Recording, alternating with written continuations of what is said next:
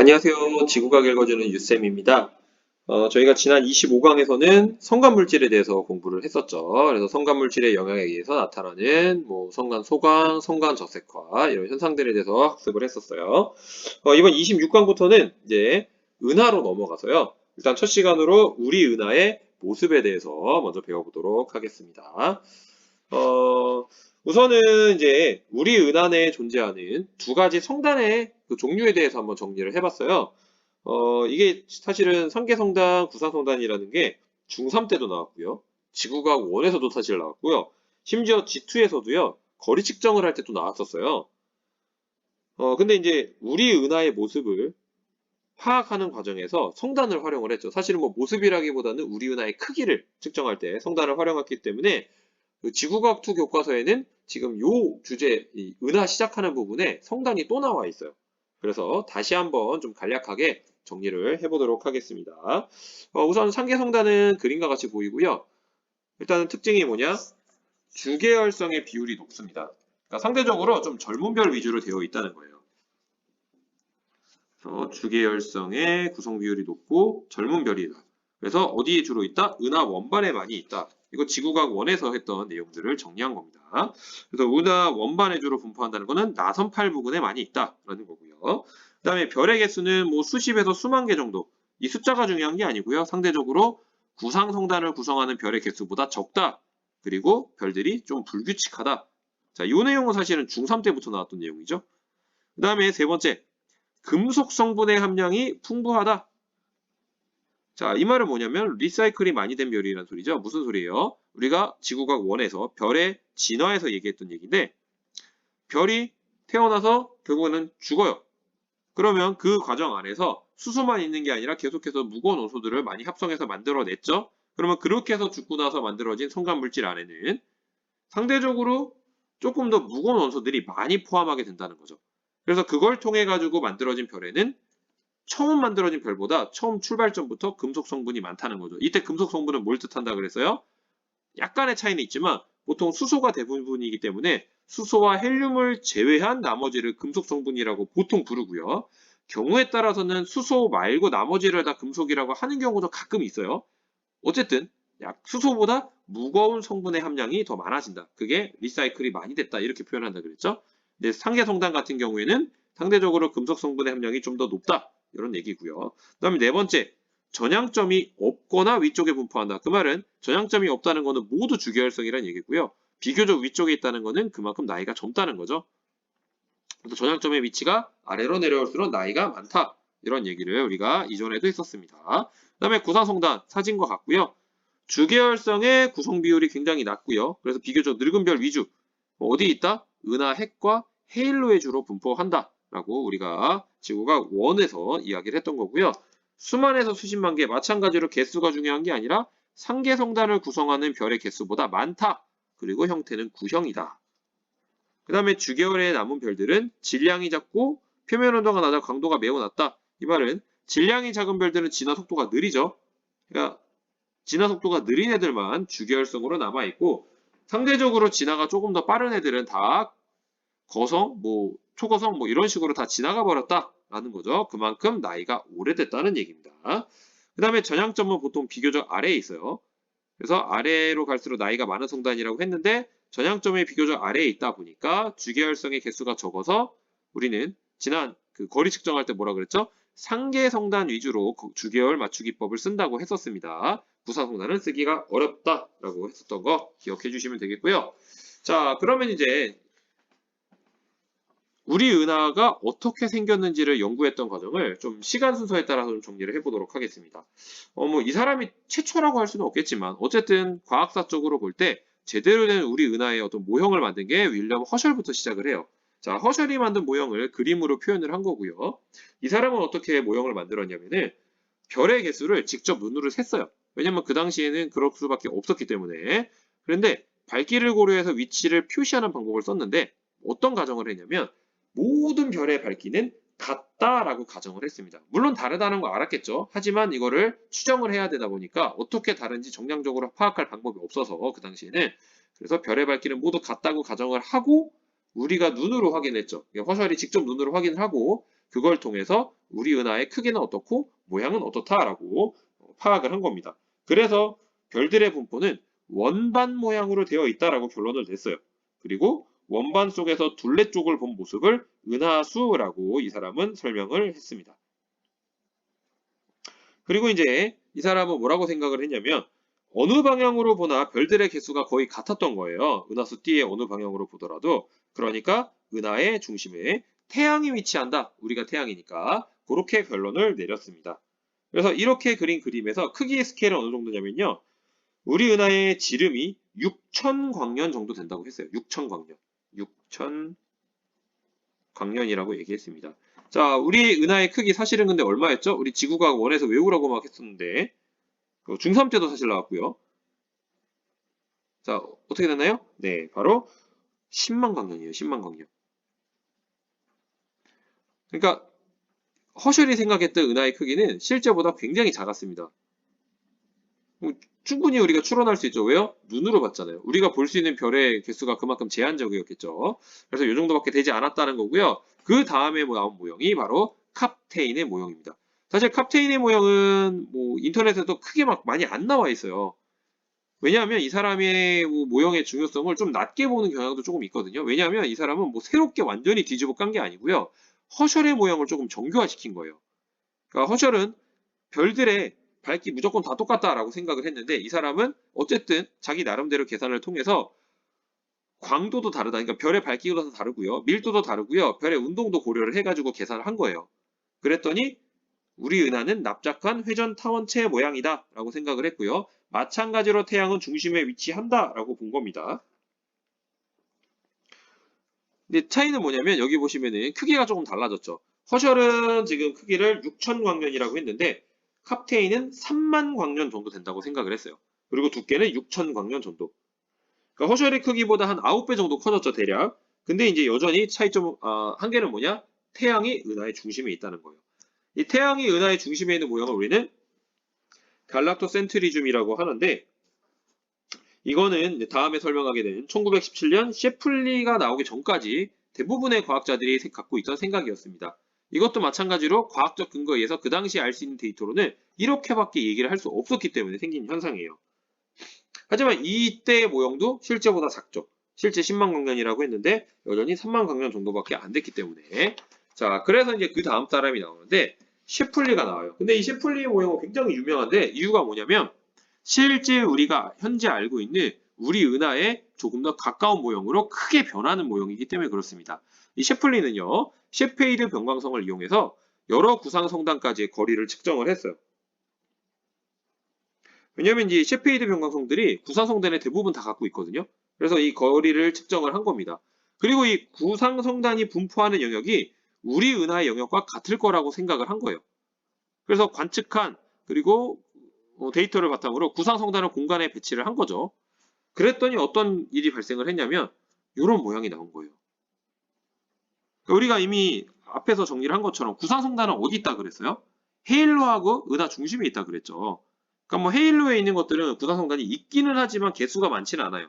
그러니까 구상성단이 집중적으로 몰려있는 부분이 은하의 중심이라고 이 사람이 가정을 한 거잖아요. 그래서 구상성단의 분포를 찍었더니 예를 들어서 태양이 여기 위치해 있다면은 우리 태양이 은하의 중심이라면은 태양 주변으로 이렇게 구상성단이 몰려 있어야 될 텐데 실제로 어느 특정한 방향에 구상성단이 몰려 있었다는 거죠. 그러니까 셰플리는 그 이상의 근거는 없지만 구상성단의 분포를 보고 대범하게 가정을 합니다. 우리 은하의 중심은 저기 구상성단이 몰려 있는 데다. 그러니까 우리는 은하의 중심이 아니다라고 주장을 한 겁니다. 이게 가장 획기적인 주장이었는데 알고 봤더니 이 셰플리의 주장이 맞았던 겁니다. 근데 이제 이 셰플리 모형에서의 한계는 뭐냐면 한계는 성간소강을 생각을 못했어요. 그 당시에는 알지 못했기 때문에 그래서 구상성단의 거리가 실제보다 멀게 측정됩니다. 우리가 이제 앞 시간에서 배웠죠. 성간소강을 고려하지 못하면 거리가 더 멀게 측정된다 그랬죠. 그러니까 자기가 이제 관측한 데이터는 사실은 성간소강이 반영된 건데 그거를 걸러내지 못했던 거예요. 그러니까 실제로 나와 있는 거리보다 멀게 측정되다 보니까 우리 은하의 지름은 얼마라고 생각했냐면 30만 광년이라고 생각했습니다. 그러니까 실제 10만 광년이라고 했는데 얘는 실제보다 더 더 크게 추정을 한 거죠. 그래서 여러분들이 이 세 가지의 모형의 변화를 여러분들이 좀 생각을 해보시고 이해를 하고 계셔야 돼요. 근데 이제 여기에서 어떻게 변화가 되어 왔는지 특징이 무엇인지를 생각하는 건 필요하고요. 근데 아까 제가 이제 뭐 강조를 하기 위해서 얘기했지만 소개를 하려고 하다 보니까 은하의 크기 숫자가 중요하진 않습니다, 여러분. 뭐 6천 광년이었다가 3만 광년이었다가 뭐 30만 광년 됐다. 그건 의미가 없어요.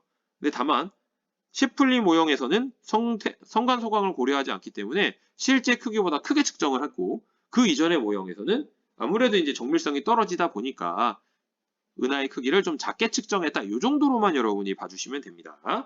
자, 그래서 이런 식으로 우리 은하의 모형이 변화되어 왔다라는 거예요. 자, 그러면 이제 대부분의 교과서에서 이런 활동들이 있기 때문에 잠깐 소개를 조금 드릴게요. 뭐냐면 실제로 니네가 한번 해보라는 거예요. 구산성단의 분포를 이용해서 우리 태양계가 어디쯤에 우리 은하에 어디쯤에 위치하는지를 한번 표시해 보라 이런 건데 요 활동 중에서 사실 여기 지금 제가 은하좌표계라고 적어놓긴 했는데 이 은하좌표계에 대한 소개는 특정한 출판사에서만 나옵니다. 그래서 그냥 참고로만 보고 넘어가시면 돼요. 그러니까 은하좌표계라는 거는 은하 적도를 기준으로 은경과 은위로 천체 위치를 표시해요. 그러니까 우리가 배웠던 것 중에 뭐랑 비슷해요? 적도 좌표계랑 비슷하죠. 천구의 적도를 기준으로 저기로 나타내고요. 그 다음에 사실 여기는 은경에 대한 기준을 안 써놨는데 은하 중심을 방향으로 은경을 매깁니다. 그럼 적도 좌표계는 뭘 중심으로 해서 춘분점을 기준으로 매겼죠? 반시계 방향으로 매겼어요. 얘도 반시계 방향으로 갑니다. 그러니까 은하 적도를 기준으로는 은위를 나타낸 거고요. 은경은 뭘 기준으로 했어요? 은하 중심을 기준으로 했습니다. 글씨가 굉장히 안 이쁜데 글씨를 다시 한번 써보면 은하 중심을 기준으로 은경을 매겼습니다. 자, 어쨌든 은경은 그렇게 되어 있는 거고요. 은위는 이렇습니다. 그래서 뭐 한번 읽어보고 넘어가시면 돼요. 중요한 건 뭐다? 좌표입니다. 좌표.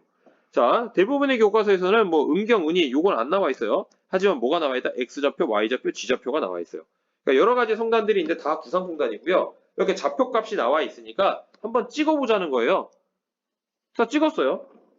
그래서 XY 좌표평면, XG 좌표평면, YG 좌표평면 이렇게 좌표평면을 구분을 해서 한번 나눠봤습니다.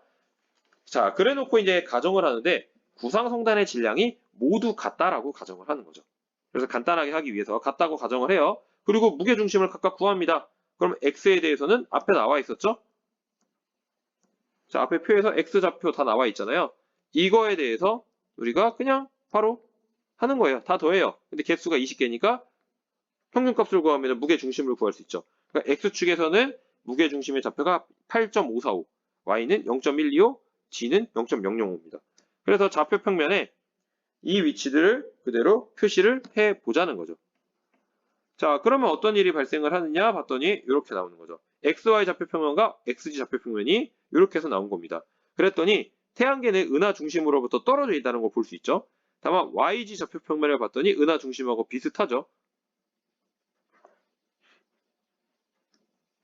자, 그래서 이제 질문을 통해서 정리를 한번 해볼게요. 자, 구산성단의 분포 중심을 우리 은하의 중심이라고 할 수 있는 뭐냐? 자, 이렇게 정리할 수 있습니다. 구산성단은 굉장히 많은 별들로 이루어진 집단이에요. 그러니까 질량이 매우 큽니다. 그러니까 이 은하가 역학적으로 안정하게 분포하려면요. 구상성단의 질량이 균질하게 잘 분포하고 있어야 된다는 거예요. 그러니까 구상성단의 분포의 중심은 결국 우리 은하의 중심이라고 할 수 있는 거죠. 자, 그리고 이제 이거를 실제로 비교를 해봤더니 아까 어떻게 나왔어요? X축 좌표의 무게 중심이 우리 은하의 중심이죠. 그래서 우리 은하의 중심으로부터 약 8.545kPa 떨어져 있었어요. Y하고 G는요, 별 차이가 나지 않았죠. 무게 중심 자체가. 자, 그럼 우리 은하의 크기를 추정을 해보면 이렇습니다. 자, 구상성단이 분포하는 영역을 우리 은하의 크기라고 가정을 했어요. 그러니까 아까 있던 구상성단들은 전체적으로 봤을 때 우리 은하의 부분에 몰려있긴 하지만 헤일로에도 있기 때문에 헤일로에 있는 구상성단도 다 적혀져 있습니다. 어쨌든 그렇지만 핵심은 뭐다? 구상성단 분포를 그려놓고 그 분포의 중심을 찾으면 거기가 우리 은하의 중심이라고 할 수 있다는 거 1번 질문에서 우리가 얘기를 했고요. 그래서 XYG 좌표의 최대값과 최소값의 차를 이용해서 은하의 크기를 추정을 해보면 X축은 34.1kPa 단위 생략해서 Y는 36.9, G축은 28.8 이겁니다. 아까 그 표에서 최대값과 최소값의 차이를 구해낸 거예요. 그러면 이렇게 계산하면요. 우리 은하의 크기는 알려진 것하고 유사하죠. 근데 이제 최근에는요. 우리가 지금 알고 있는 크기보다 더 크다라고 보는 관점도 서서히 생기고 있어요. 그 밖에서도 구사성단이 발견된다. 뭐 이런 관점들도 있습니다. 그거는 계속 연구 중이니까 아직은 교육과정에 반영은 안 되어 있다. 자, 그래서 이제 은하의 구조의 사진입니다. 이건 이제 중학교 3학년 때 우리 은하가 나왔었죠. 그때도 나왔던 그림이에요. 근데 그때보다는 조금 더 자세하게 써 있죠.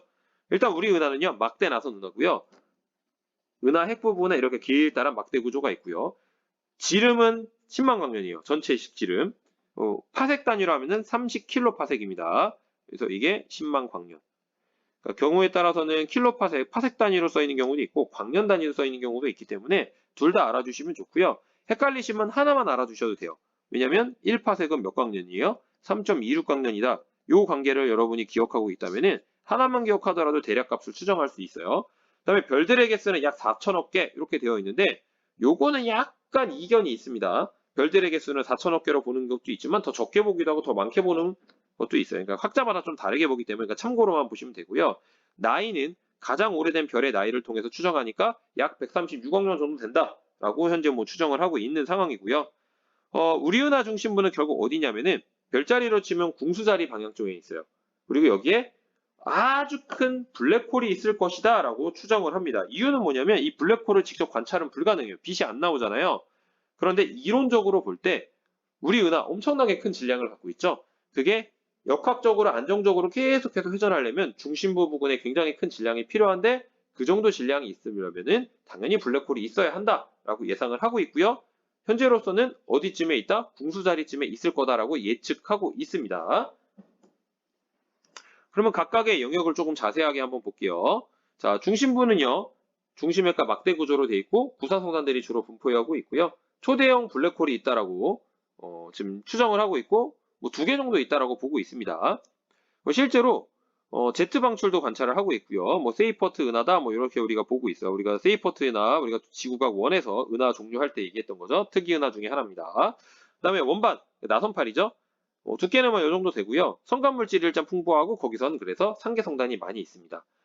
근데 이제 나선팔은요 여러 개가 있는데 그 중에 가장 대표적으로 크게 나와 있는 게 방패남 십자자리팔하고요. 페르세우스 자리팔이 있고요. 그다음에 3kPa 팔이라고 부르는 폭발적으로 별을 생성하고 있는 팔들도 있습니다. 그다음에 헤일로에는 뭐 기체나 성간기체나 성간물질, 성간 티끌들이 있고요. 그다음에 구상성단, 그다음에 암흑물질들이 있습니다.